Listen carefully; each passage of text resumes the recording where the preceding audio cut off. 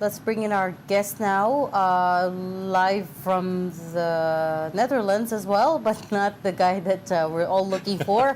We are talking to Attorney Gilbert Andres, ICC accredited lawyer. Hi, Attorney. Hi, sir. Sir, nakamute.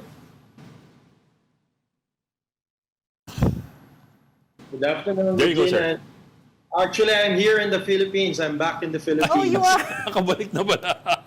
I was worried pa naman. I was worried pa naman of time zone, so baka mamaya masyadong maaga. But sir, have you heard anything about or from Harry Roque? So many reports coming in, supposedly from the Netherlands, as to his status.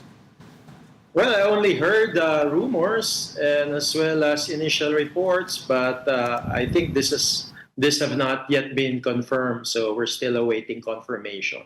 Okay. Okay. Well, actually, sir, we got you not because of that. That's only a breaking story that's still to be confirmed. But we wanted to talk to you kasi about yung cancellation ng kanyang passport by the DFA. So that's one. On one hand, na-cancel yung passport niya. But on the other hand, in previous months, si Harry was insisting na he cannot just be arrested and sent home because he had already applied for asylum with the Netherlands. I suppose may procedures dyan na hindi pwedeng gawin. What do we know about that? If you have a pending application for asylum in the Netherlands, hindi ka pwedeng arrestuhin. How does that go, sir? And specifically, the principle that he keeps citing is non-refoulement. Okay. The principle of non-refoulement is provided for in the Refugee Convention. So if there's a possibility that the person will actually face torture in the state from which he or she originated from, then that person cannot be returned. But I think the issue here is really factual. So the first issue is whether or not, indeed, Attorney Harry Roque applied for asylum before the Netherlands government, and indeed whether or not that's still pending or whether or not it has been denied. So there are many factual circumstances that have to be confirmed. But I think just from a very academic point of view, if there's a pending application for refugee status or asylum seeking, then this will be weighed by the government, by the state involved. And I think this is the Netherlands in this circumstance. So nasa Netherlands po yan, mag-weigh po ng mga factors na yan. Yes, sir. But what do they weigh? So to begin with, hindi automatic na just because you applied for asylum and your application was formally received, hindi automatic na you cannot touch me. Well, technically, ang nag-apply for refugee status at kung hindi pa na-approve yan, asylum seeker siya. O kung na-approve na yan yung refugee na siya. Pero as of this moment, hindi kasi natin alam talaga kung ano yung official status ng application ni Atty. Roque. So mahirap makapagsagot talaga ng definite. Yes, sir. Pero if you are still officially an asylum seeker pa lang, wala pang, example, kung hindi pa granted or rejected yung application, can you be touched? How does that work? Can you be arrested or extradited?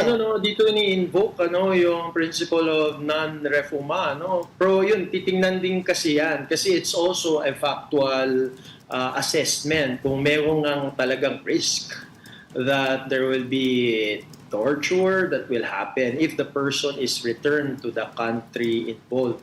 So, dyan yung sinasabi kong kailangan balansehin ng state involved. So it's hindi automatic. it doesn't sound like it's automatic, as what Harry Roque keeps saying. Once you've lodged an application, they can't touch you until they've decided on that application. May discretion pa. Oo. And by the way, it's French pala. It's non-refoulement, not non-refoulement. Yes, if I'm not mistaken, it's non-refoulement. So it's French. Okay.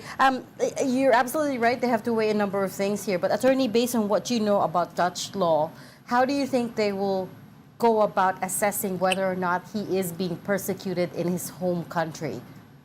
Because ultimately, all of these decisions hinges on that one question, right? Whether or not he is he should and is fit to be sent back to his home country? Okay. Actually, I also have to say there's an interplay of international law as well as Dutch domestic law. And under international law, refugee convention, and then titingnan din if we have an extradition treaty with the Netherlands. And I think we have an extradition treaty with the Netherlands. Kaya titingnan din if the factors for an extradition applies. Mayroong tinatawag, Regina at Ed, na double criminality rule, that the crime for which the person is charged in the requesting state is also a crime in the requested state, requested. And I think these are both crimes in the Netherlands and in the Philippines, for which Atty. Harry is actually charged for. So that's what the Dutch government will actually look at. And this process is also judicial in essence, kasi it involves extradition. Sir, if the same crime exists in the requested country, does that make it more grievous? Does it make it more serious for the requested country when it assesses the Actually, application? ano man siya, Ed, it's just a treaty requirement para alam na this is really a crime in both states, na in essence, hindi siya parang political crimes, Kasi meron crimes na siya sa isang state, pero hindi po siya crimes sa requested state. So that's the essence at the heart of this requirement, the double criminality rule. To make sure it's not a political crime that he's being charged with. That's also a requirement ng Interpol Red Notice, that the arrest warrant is not issued for any political crime. Kaya consider din yan ng registry ng Interpol. Okay. That's interesting. It's there's an interplay, as you said, of Dutch local laws and international law here. So, in a case where the two not necessarily clash, but go by different principles, which one takes precedence? Well, in my understanding of Dutch law, they're both important because international human rights law, in fact, it even has constitutional rights standard or the effect of a constitutional right. So, in fact, international law, and we know that The Hague is called as the City of Justice and Peace. And we know that the Netherlands is very active in international law. So, mayroon po siyang almost equal na level of legality in Dutch domestic law. Sir, attorney, i-break ko lang po. May sinabi lang yung DOJ spokesman on the reports of possible Roque arrest. Hi, good afternoon. We have not received any official communication with respect to the alleged arrest of Harry Roque. We will update once we receive confirmation. So yun, that's where we are officially at this point. Wala pang official comms. Yeah. Moving on from Harry Roque, attorney, as I'm sure you know, the decision on the former President Rodrigo Duterte's interim release is happening this Friday. I wonder if you know anything about that and what can we expect about it? Well, what I know is based on the Rome Statute, any decision by the appeals chamber should be made public. That's why it's this scheduling order. It's 10:30 a.m. Hague time. Here in the Philippines, it's 5:30 p.m. Although they usually have a time delay for security purposes, mga 30 minutes time delay yan. Now, what I can say is that on the part of the victims of the war on drugs, we really hope that the appeals chamber will actually deny the appeal on the interim release decision. Why? Because we think that there are really factual and legal grounds for the pre-trial chamber to deny the interim release application. So the appeals chamber will really look at the legal basis as well as the factual basis. And the error should be very obvious. But for us, there are no errors. In fact, it was a unanimous decision by all of the 3 judges of the pretrial chamber 1.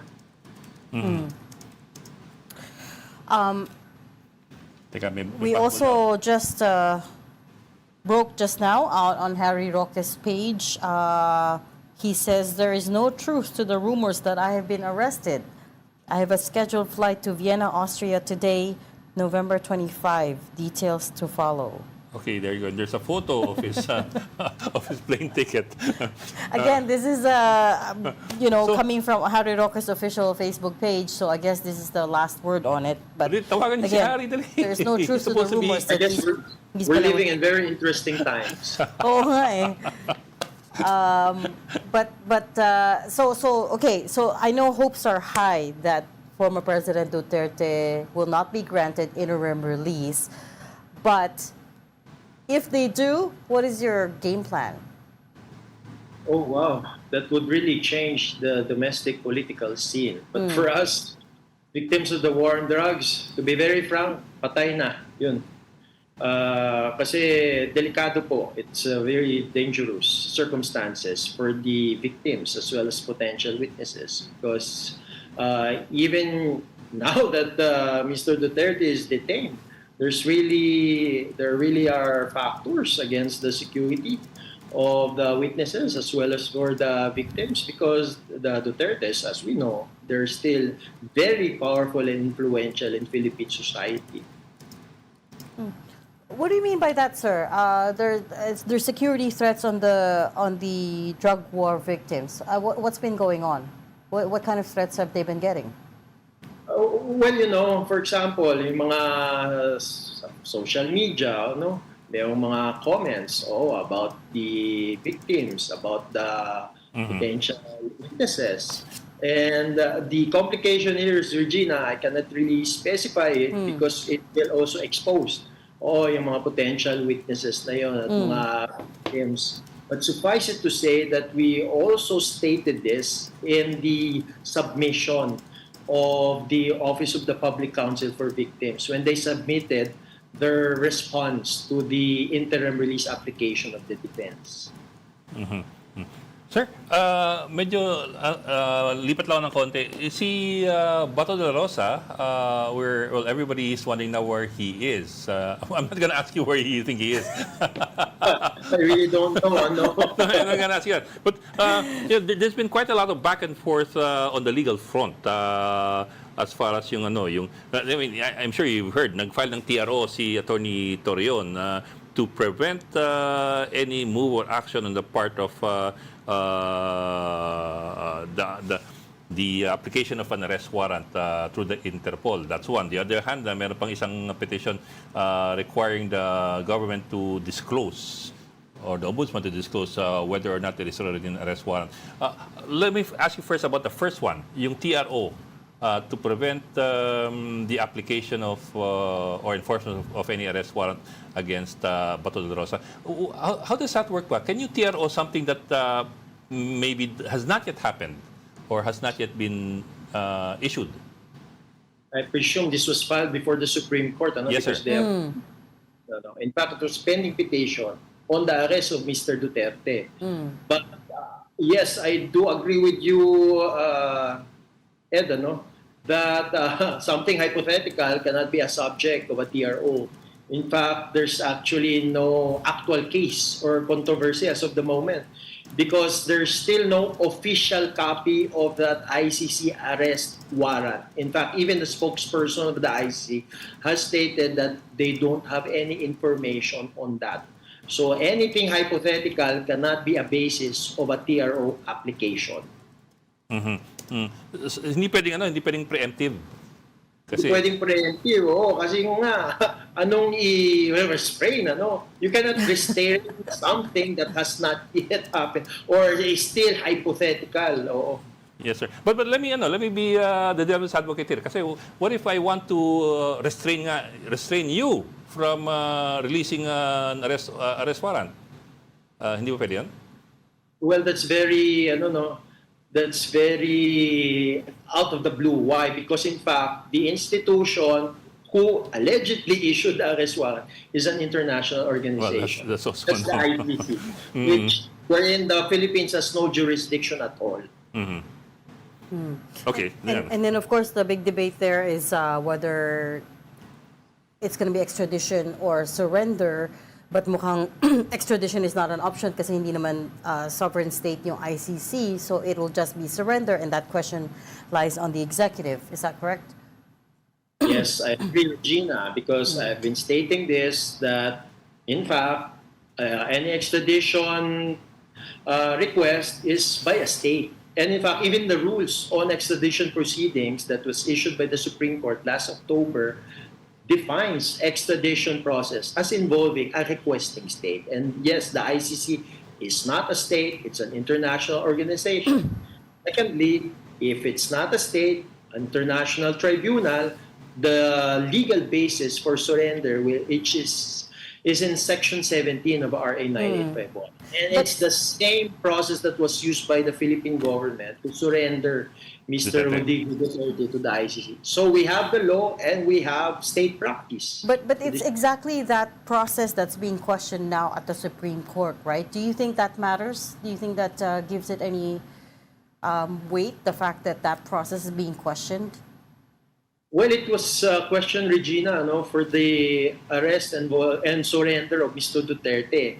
But if we will just look at the previous decisions of the Supreme Court, and if it will just be consistent with these previous decisions, it's already moot and academic. Mr. Duterte is already outside of the jurisdiction of the Philippines. Is already in the custody of the ICC. And the ICC already made public pronouncement as to Mr. Duterte's being in its custody. So if the Supreme Court is consistent, it should actually just dismiss this petition for being moot and academic. Right. Why do I say this, Regina? Because that was the same tack that was used by the Supreme Court when it actually dismissed our own petition challenging the ICC withdrawal without Senate concurrence. No, I meant, will that have any bearing on Senator Bato de la Rosa's case? The fact that that same process is being questioned at the Supreme Court?